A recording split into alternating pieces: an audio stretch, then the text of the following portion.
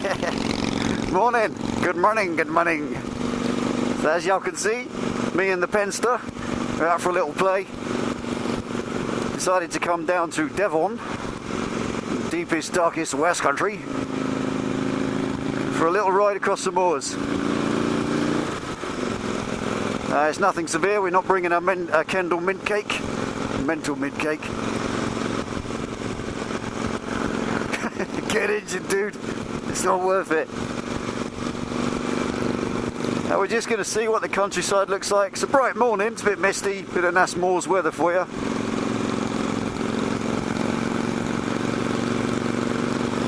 Just going to enjoy a little R&R away from the garage.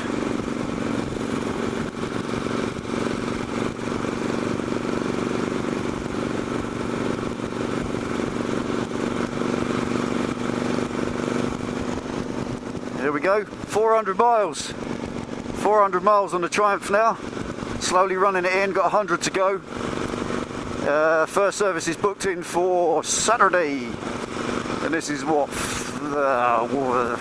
Thursday, I think. Yeah, this is Thursday now, I think. I don't know, I remember. Now once it's running, I can start doing the odd modification, accessorization if you can.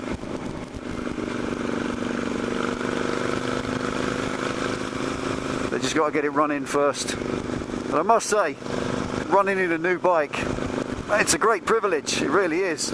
It's not often in your life you can save up, sell your soul and so on, and afford a new bike, but when you do, there's that awkward period where you have to ride it in a certain way. You got to vary the speed, no sustained revs for long times. Don't lug it too much, but it must essentially have some load on the engine. You must scuff all the surfaces in together so they match. Machine surfaces as smooth as you can make them. They don't match each other until they're rubbed together for a while. And on Triumph they recommend 500 miles. Look at that. Lovely.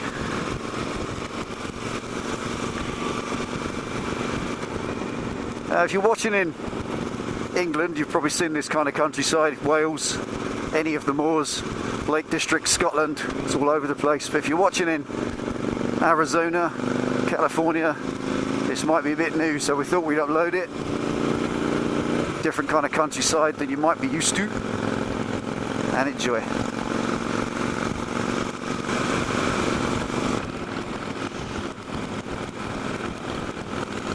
There's a big crop of rocks on top of that hill. Can't see them in the fog. I think it's called a tor, T-O-R. Don't know much about rocks and stuff. There it is, you can just about see it. It's like a big dollop of rocks. I don't know whether they're put up there or they grow there or they're there from zillions of years ago or whatever. But if it clears and gets sunny later, we might take a walk up there.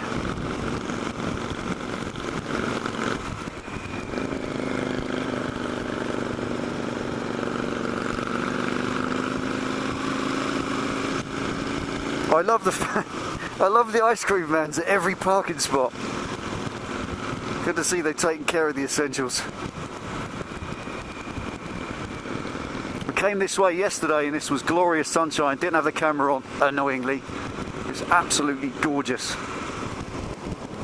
We'll hope for a bit sunny weather on the way back.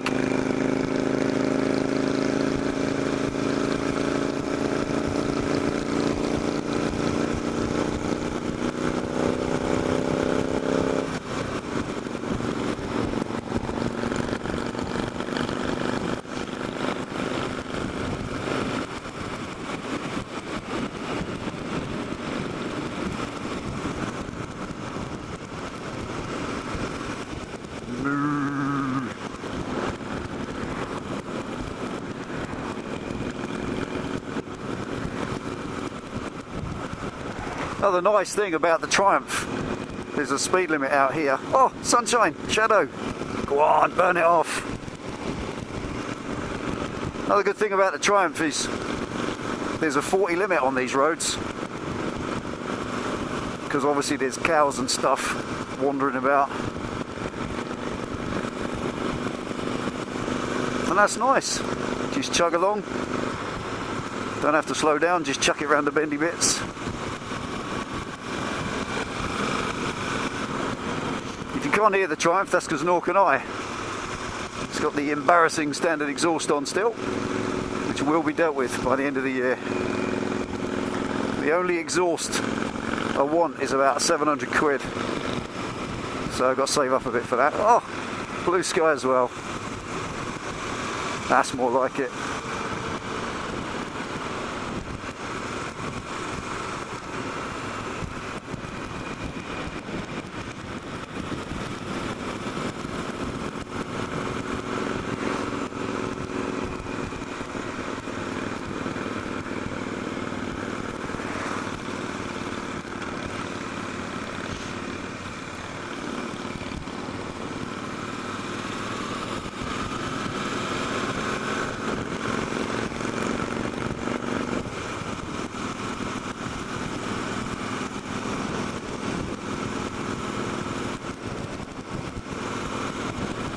Look at this, 2 weather systems in one day. Glorious sunshine here.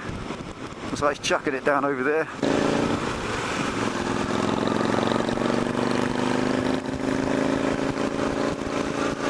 Yay.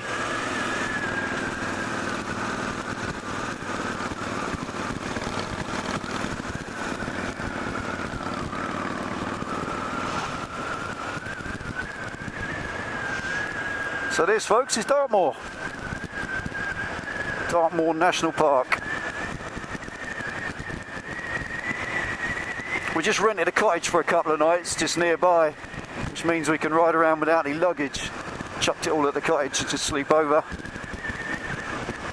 But if we wanted to come here, it's probably about, that's about 110 miles from where we live, so it's still cool for a day ride. And that's the little village down there we're going, Widdicombe. So you can find a cup of tea and a bit of cake.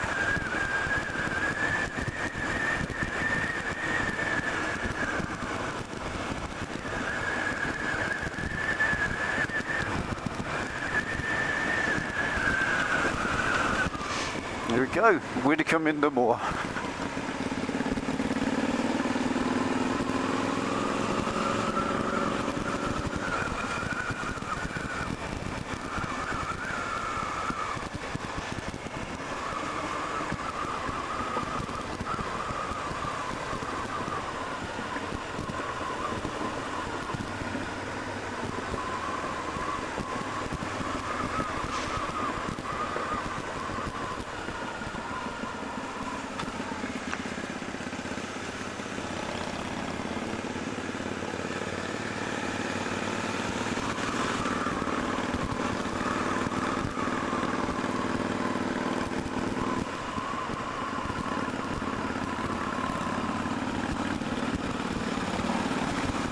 Oh, le café.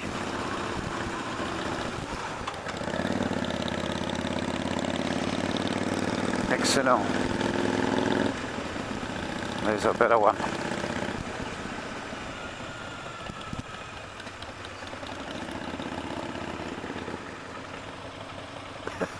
Cheers. Take care now.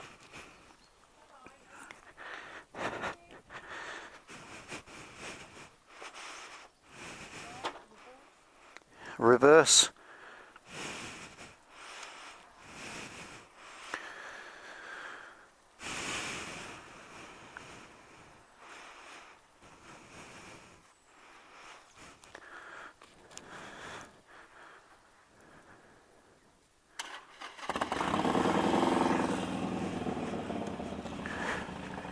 Right. Choke.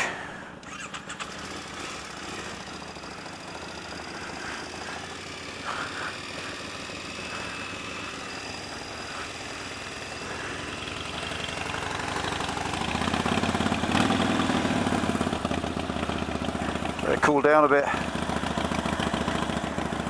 It'll drop down when it warms up. When it warms up, the revs will drop down on their own. Automatique.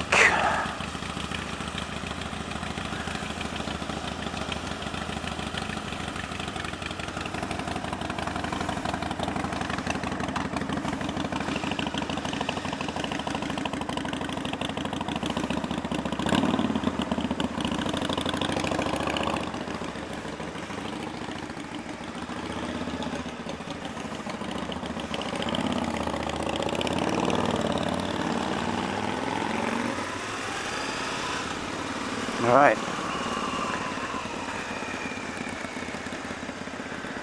That's us suitably teed and caked.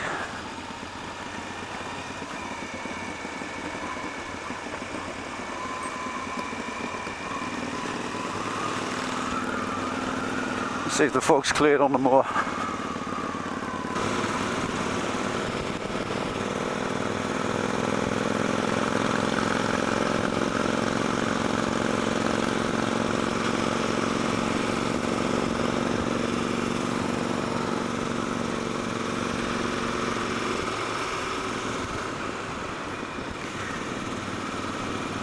Just to say as well, while we're rolling along, I can't or don't feel it's relevant to do a review of the Triumph yet, because I don't really know in 300 or 400 miles, well 400 miles, what it's like, because it's, like I said earlier, it's running in, and any vehicle that's being run in is horrible. It's cut out a couple of times at the lights. I think the fuel injection needs, or the tick over, the base tick over needs lifting up just a little bit. According to the dealer, they said it's all part of what they do on the first service. They reset the fuel injection, they reset the map. Apparently it's even, they're saying it is remapped very slightly. There's just a little adjustment to the fuel map once it's run in. So at the moment it rides lovely, it's fine. But I know it's going to be different. So I want to get to 1,000 miles.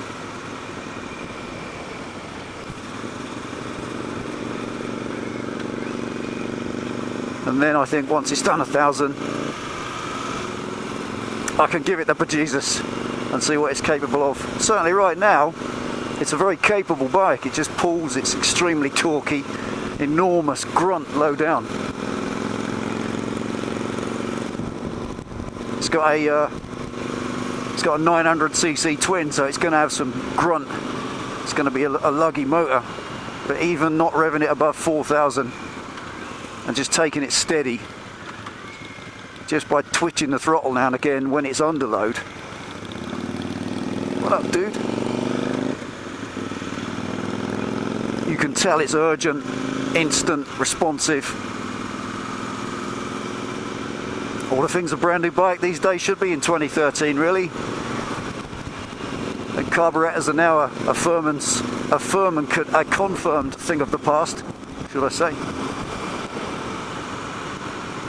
I don't think we'll see carburetors on bikes again.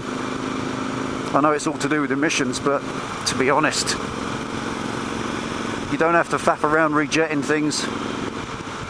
And the greatest thing I've discovered, which I didn't know, I have to stand and put my hand up, I didn't know, is that the Scrambler, or all the Bonneville Triumphs, all the Bonneville twins, you don't need a power commander. If you put an exhaust on, an aftermarket exhaust of any kind, the factory map or the factory ECU is a remappable unit.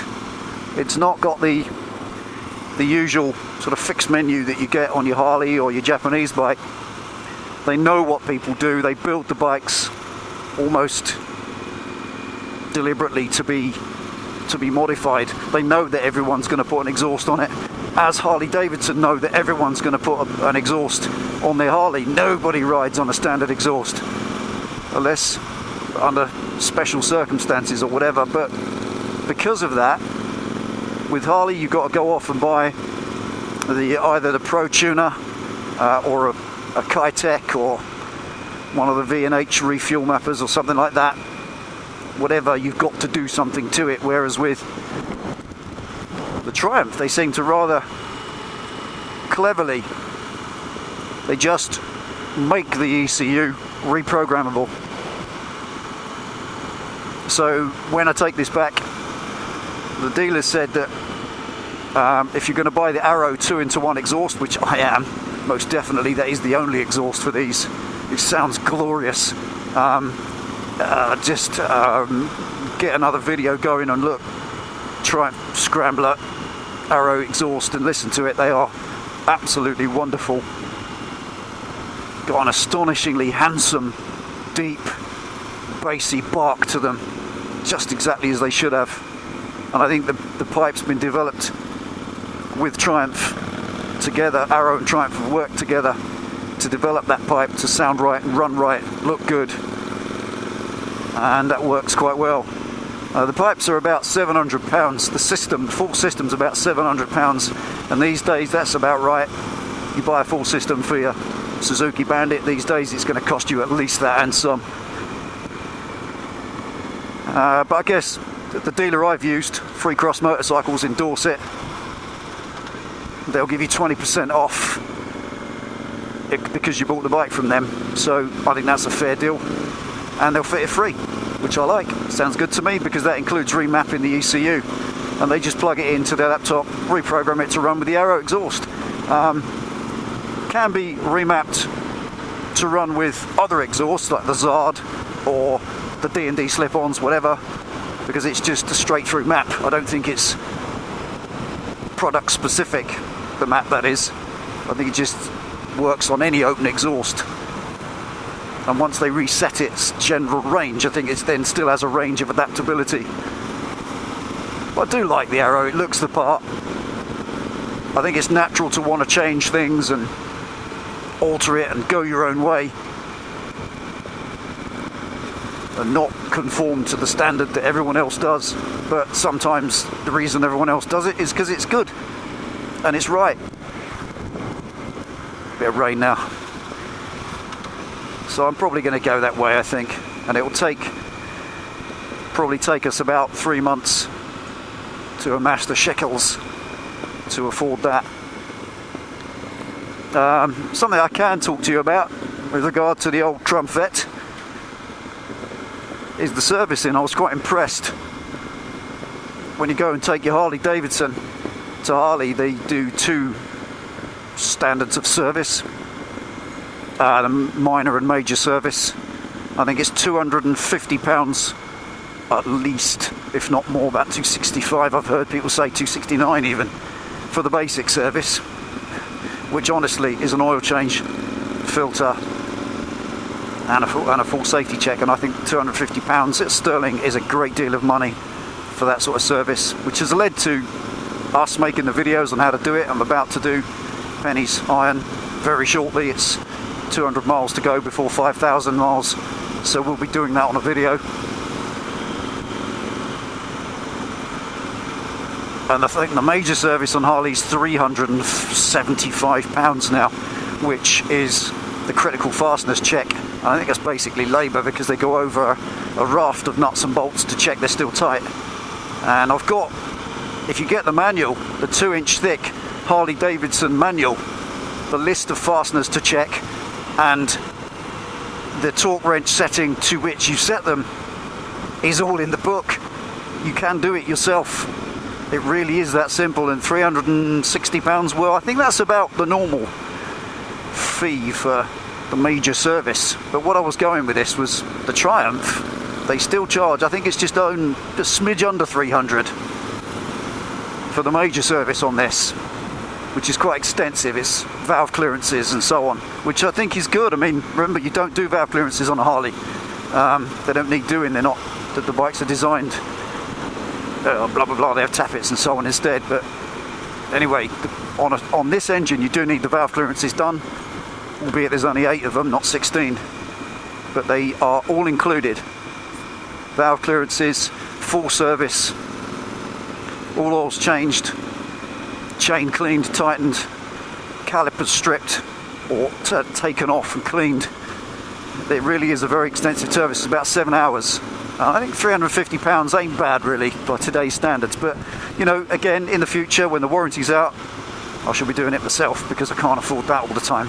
However, what I do like is the first service. The first service on the Triumph is £50 odd. They do the service free, but they charge you for the oil and filter, disposal of the filter and oil and the old stuff, which these days has to be licensed and controlled and does have a cost to the dealer, and there's VAT and so on. And I guess if you've invested 6 or 7 grand in a new bike, at least the first service you should treat it to. But the minor service on the Triumph, wait for it, 150 quid. I don't think that's bad. It's an oil and filter change, full safety check, pretty much the same as they do on the Harley, but it is 100 and something, 110 pounds cheaper to service this Triumph than it is to try and service that Harley when you go to the main agent. So I'm quite impressed with that. And indeed, the best part as well, or even better, should I say, it's a 6,000 mile interval. So these parallel twins need servicing every 6 and every 12. And I've checked out, because I've got the Bandit, I'm lucky enough to have 2 bikes. I spread the mileage between them. I do about 10 to 12,000 miles a year as a rider. So your old Triumph here is probably only going to do 6,000 miles a year. Go on, Pen, round it go. Go on. Going round him? No. All right. We should go round him. So that's so far all I can really say with the Triumph. I think it will be an ongoing review, a long-term review. As a bike, it rides lovely.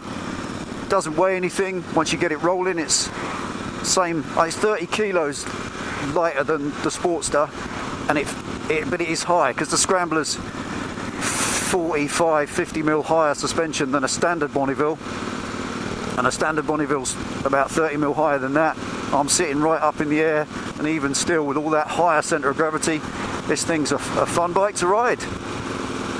It positively begs to be chucked into corners, and I mean absolutely hurled into corners. It's just so much fun in the dry. You line it up for the roundabout, check obviously you can see all the entrance roads to the roundabout and there's nothing coming. Just literally fucking hurl it in, bend it over like a motocrosser and just nail it. It's just a proper little hooligan tool, exactly as a Triumph should be. So I'm loving it. I've had both front and rear tyres right off the edge of their tread, albeit that they're kind of knobbly they're not scratching tyres, but they just grip. The tyres themselves are a trail wing. I forget now, Michelin, I think, trail wing. They're kind of a 70-30 combination.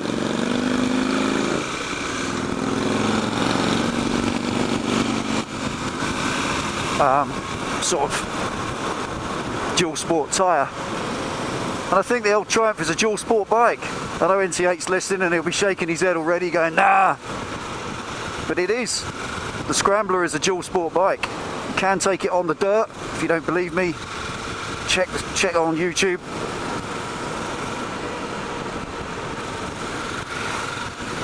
It is a great fun bike to ride. The suspension's squishy, but the damping's good enough so it doesn't bounce. But then again, it ain't a motocrosser either.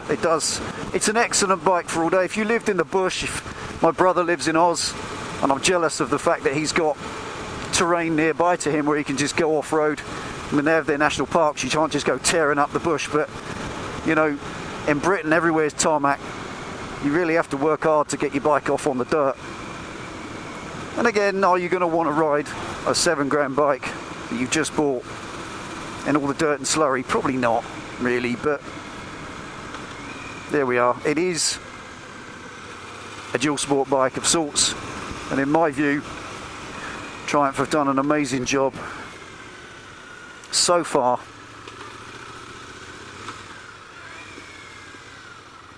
I'm happy with it, happy with my purchase. I, like many riders, she makes me so proud. I always suffer a little buyer's remorse after I bought a bike. The change from the Hayabusa was enormous. It has been an enormous culture shock, but I'm chuffed with it. Absolutely chuffed a bit so far. I will be making some cosmetic changes. Aside from the loose gravel, it does tend to encourage you to nail it when it gets a bit loose underfoot. Anyway, there we are. Back at the little cottage we're renting for the day or night. So thanks for watching Delboy's Garage.